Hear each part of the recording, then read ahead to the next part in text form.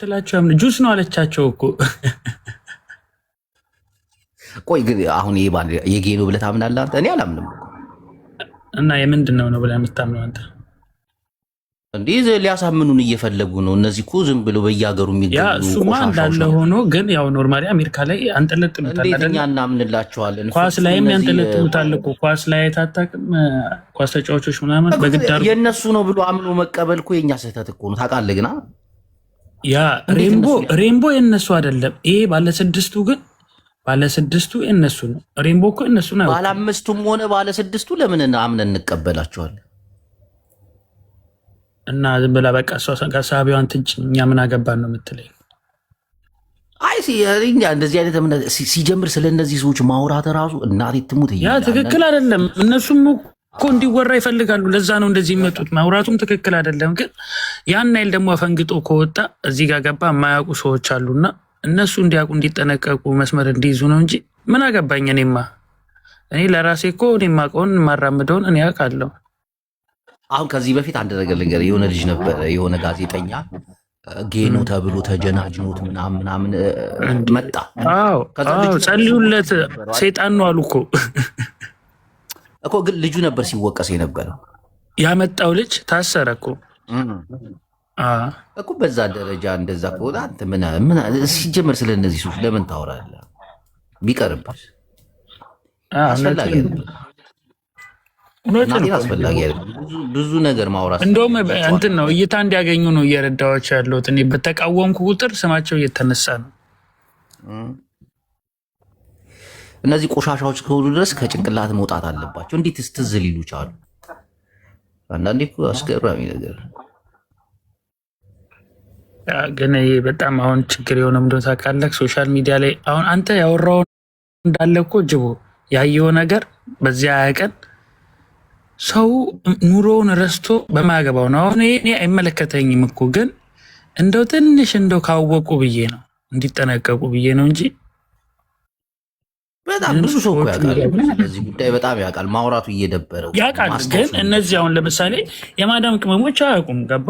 ያውቃሉ ማለት አችልም። ሁሉንም ያውቃሉ አትልም። የሚያውቅ ሊኖር ይችላል።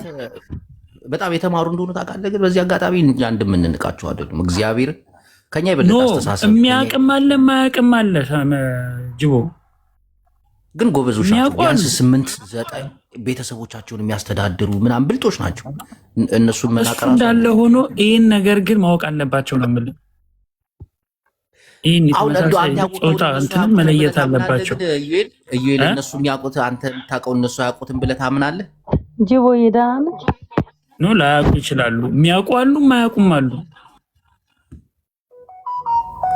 ደህና ነኝ። ረመዳን ነው።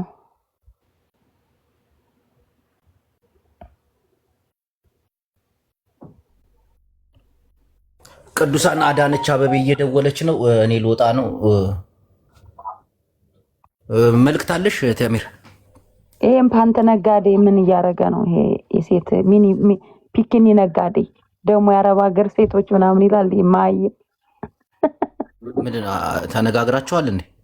ይሄ ፒኪኒ ነጋዴ ምን አባቱ። እኔ በጣም ነው የምጠላው የወንድ ምቀኛ ነው። የወንድ እኔ ምቀኛ ወንድ አልወድም። ወንዶች አትመቀኛ።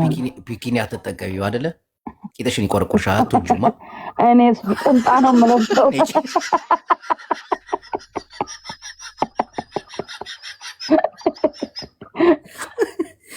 ፒኪኒ የሚሉት ቂጥ አካባቢ ላይ ገበር ስለሆነ ቂጤን እየቆረቆረኝ መሄድ ስለማልፈልግ አልወደውም። ከዛ አርሰናል የሚል ማሊያ አለ ድግድግ፣ እሱን ለብሰ